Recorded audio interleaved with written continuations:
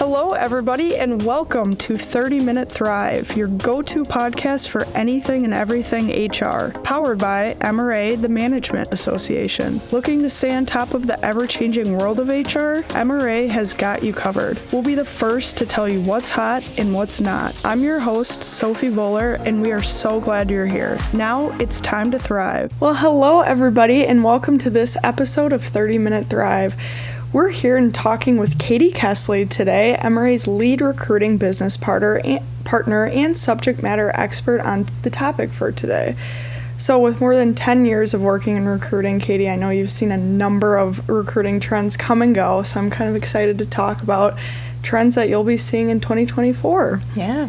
But today, we're going to be talking about those recruiting trends that you need to be aware of and start planning for 2024.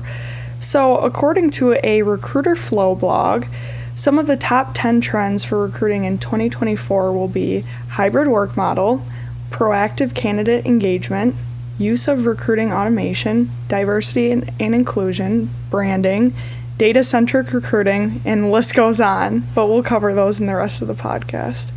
So Katie, let's talk about some of these trends, and starting out with number 1 on the list, that is hybrid work. So are employees really still looking for hybrid work? Oh, yeah, absolutely. That's one of the biggest challenges right now is just, to work from home, to not work from home. And it's something that companies are really kind of having that hard time trying to identify, where are we going to go with this? But yes, absolutely, hybrid work is here to stay. So how can an employee really still recruit top talent if they're not going to offer hybrid work? Yeah, that's a really great question. A lot of companies run into this. And I think that the biggest thing for organizations, or the biggest thing for candidates, is the number one primary motivator for candidates wanting to work from home is to have that flexibility. So if organizations are able to highlight what they can offer in terms of flexibility, that's something that will make them stand out if they're not offering that hybrid policy. So, for example, a lot of organizations are getting creative with their schedules. So either they're doing core days in the office or core hours that they have to be in the office. So for core days, whether it's your group's in Monday, Wednesday, Friday, Tuesday, Thursday, and even core hours. So maybe they'll do, you have to be in the office from 9 to 3. So that gives them more of that flexible schedule if they want to work, come in at 7, leave at 3, or even if they prefer more of a 9 to 5. So really highlighting that flexibility of what they can offer if they can't offer the hybrid. Yeah, absolutely. I was just talking on a podcast earlier this morning about hybrid work schedules, and I had an example of a friend who was at a hybrid company and now they just moved to fully in person, and a lot of people quit because of that. So I guess that leads to the next question: is hybrid really a critical no or no-go offer? I would say, what do you think? Yeah, I mean, personally, I like having the flexibility. I like coming into the office. I think for candidates in the market today, just when I reach out to candidates on LinkedIn, it's the first question I get is this remote? I'm only looking for remote, or what is the hybrid policy? I even have gotten to the point now into my in-mail messages saying, we offer a hybrid schedule. This is what it looks like. So I would say it's critical. And I think a lot of organizations are adopting and adapting to this new work model. No, I totally agree with that. Yeah, that's good to know. Yeah. So I'm also curious what is meant by proactive candidate engagement, as that's another item on the list. So can you give any examples of what it really means, and any examples of good proactive candidate engagement? Yeah, so proactive candidate engagement essentially is just staying on top of hiring demands. So a big bulk of what recruiters do is sourcing candidates, so creating those connections with them, trying to get them to sync up with the recs that they're working on. But say maybe a recruiter doesn't have a full plate at the time, but they see a skill set over and over again. That's what it means by proactive engagement. Making sure you're staying ahead of those hiring demands and just kind of building that pipeline or building that network, if you will. So an example of that is just simply networking. Recruiters have LinkedIn recruiter seats where they can build those pipelines of candidates to help or I shouldn't say pipeline, but network of candidates. So I think an example of that is just kind of from a networking perspective. But I think in terms of having that candidate engagement, you want to be tasteful with it. You don't want to just be like, hey, what's up? How's it going? How are you? It's more so, hey, I see you're an engineer in this skill set. We've seen this skill set regularly, kind of giving them that WIFM, like what's in it for them, sharing some market data and things like that. So absolutely. Having those meaningful conversations. Yeah, that's a good point. We've also talked a lot about candidate experience overall on the podcast. So I'm curious to know what organizations are doing to enhance the candidate experience as part of their recruitment strategy for 2024. Yeah, that's a really good question. I think the candidate experience has been a hot topic for recruiters for quite some time now. You know, you want to make sure that the candidates are well taken care of, and I think companies are doing a lot of different things to help implement that. You hear a lot of like high tech, high touch, so incorporating technology into the forefront of the applicant tracking system, process, whatever it may be. Another thing that that recruiters are doing is they're doing more of like a fast reply when the application comes in. So as soon as the application comes in, they're connecting with them saying, hey, thanks for applying. I'd love to schedule a phone screen with you or schedule the interview with you. It really shows that you have that interest there. The last thing that I've seen organizations doing is focusing more on pre-boarding. So before the candidates are coming in for their first day, they're assigning them a buddy, if you will, or they call it like a warm welcome approach. So they either, assign them to a coworker, the recruiter, the hiring manager, whatever it may be, and it kind of stays with them, every step of the way before their first day. So they kind of have that more sense of belonging when they, feel, when you start a new job, it's wild. It's you don't know where you're going, what you're doing. So it's more welcome to them. No, I could see how that would better the whole candidate experience.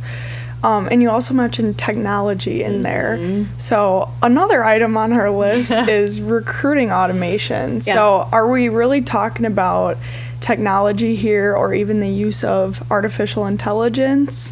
Yes, we are. We are. AI is everywhere. It's a part of the recruiting process, and it's not necessarily to replace recruiters. It's to make us better, to make us faster, to make us more efficient, so we can deliver to our members, to our customers, to our candidates. So when you think of recruiting from start to finish, from putting the job out there, sourcing the candidates, contacting the candidates, sorting the candidates, AI plays a part into every piece of those. And it's really just to make us more efficient and effective. So there's things like auto-generated personalized outreach messages, auto-generated search strings based on requirements. So they have technologies and tools where you can enter in a job or enter in a job description, and it will auto-populate candidates to you that you can reach out to. And then lastly, it helps. There's different like add-ins with different applicant tracking systems where it can help prioritize the candidates that have come into the rec and maybe which ones are a fit or are not a fit. So, and some of the ones that we've explored here internally too, it's like Gem and HireView are the two that really stand out and stay on top of my mind. But I love how you said that AI is not meant to like take over your job. It's meant to help you, because I feel like I've heard a lot like AI is going to take over my job. They're taking over everything. So I totally agree that it's just there as a tool, and you can use it to make your job more efficient. So diversity and inclusion was also named as a top trend for 2024.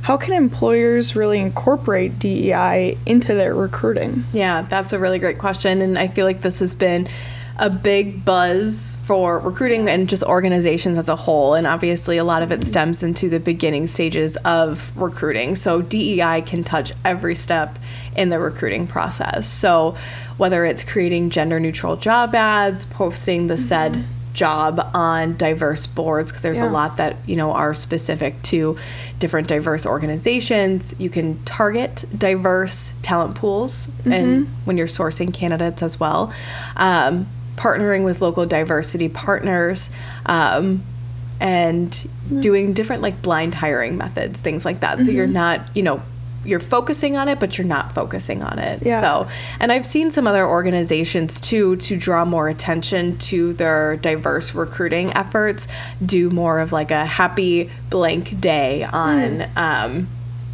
LinkedIn. Yeah. I was going to say social media, but LinkedIn, like happy like Day of the Dead or things like that, just to show that they're having that drawn towards more desire for diversity in their workforce. Yeah, absolutely. And you just listed a bunch of great action steps that people can take even now, right after the podcast. So we'll link some resources too to help with that. Absolutely. The next one is branding for recruitment, and I love this one obviously because I'm on the marketing team. Yep. So tell us more about why an organization's brand is so important in the recruitment process. Yeah, absolutely. Well, marketing and recruiting go hand in hand. Like sometimes I like to play like I'm a marketing person, but I'm really not. I like to, marry the person and the candidate and everyone where they need to go. But the main goal for branding for an organization and recruiting is just how can you differentiate yourself?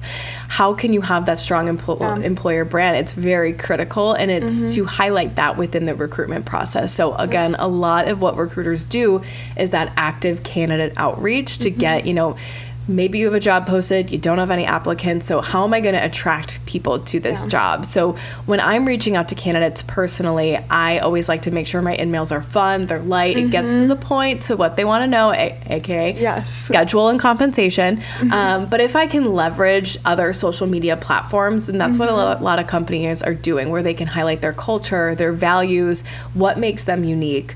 I was actually working with one organization where they created a slew of day in the life videos.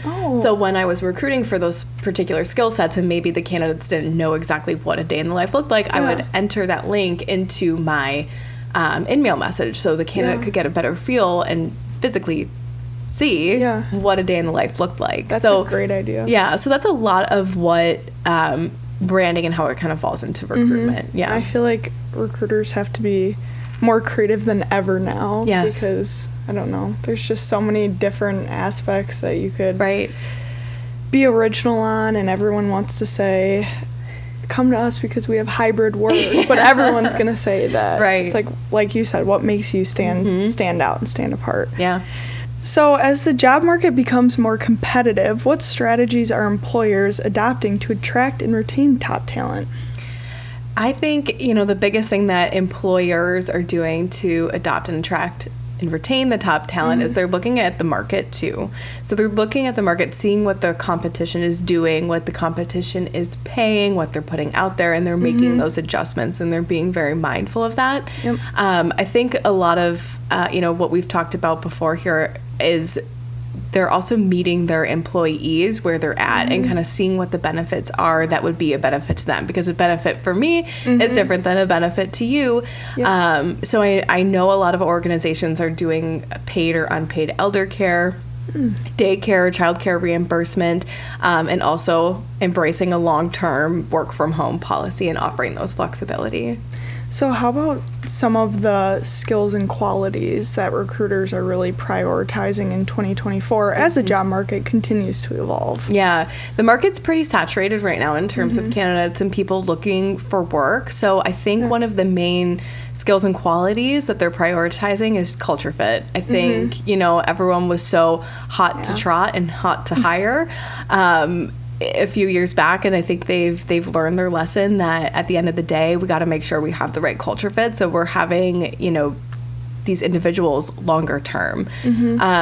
Another thing they're looking to do is increase the skills of their recruiting team. So having them, adopt different technologies or different skills, trainings, factoring in AI as well. And then I think last but not least, kind of what we mentioned earlier is not so much meeting the employees where they're at, but meeting the candidates where they're at in terms of communication. I was recently recruiting for a slew of interns, and I was like, hey, this is my first time recruiting Gen Z, and I know they want short, sweet, to the point. So what is my message going to be to them? So what I ended up doing was I put together a sourcing and mail that said, hey, I have an internship. Here's the company. Here's the location. Here's the pay. Yeah. Are you interested? If so, book a time on my calendar. And I sent them a link because it was all easy to do on their phones and things like that.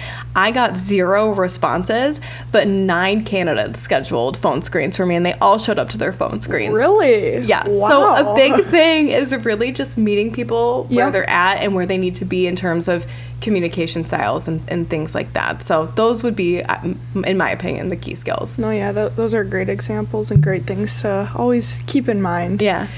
Well, kind of wrapping up here and looking ahead at the same time, what challenges do you really anticipate recruiters will face in the coming year? And do you have any advice that you can kind of leave us with today to help navigate some of these challenges? Yeah, I think the biggest challenge for the upcoming year for recruiting is just going to be the job market itself. I think it's ever changing right now. Like, I started last week with 2 active positions, and now my plate is nearly full. So it's ever changing for better or for worse. And I don't think anyone really knows the predictability for next year. So I think that's going to be the biggest challenge. My advice on that is, as a recruiter, as an employee, as a supervisor, anyone in the workforce, internally or externally, communication and having those clear expectations. And I think, too, from a recruiter standpoint, the advice would be gaining the trust from candidates and building the relationship. You know, there, like I said, the market is very saturated right now. So, you know, if you ghost candidates, you know, just follow up with candidates, because if someone has a bad experience, they're going to LinkedIn and they're going to post about it. So you want to make sure that you're ensuring that you're genuinely there to help, because as a recruiter, you're there to help the candidate, you're there to help the organization, and you really just want to make sure you're gaining that trust from the candidates. That would be my biggest piece of advice. That is great advice to end with. So thank you. Well, it sounds like recruiters definitely have their hands full this year and next year, but I want to thank you for coming on the podcast and sharing your experience and expertise with us today. We're curious to know what you're doing to get ready for recruiting in 2024. So feel free to leave a comment below for a chance to win one of MRA's new swag items on the podcast. And if you liked our chat and topic today, don't forget to share out this episode and consider joining MRA if you aren't a member already. We have all the resources you need in the show notes below, including resources on this topic.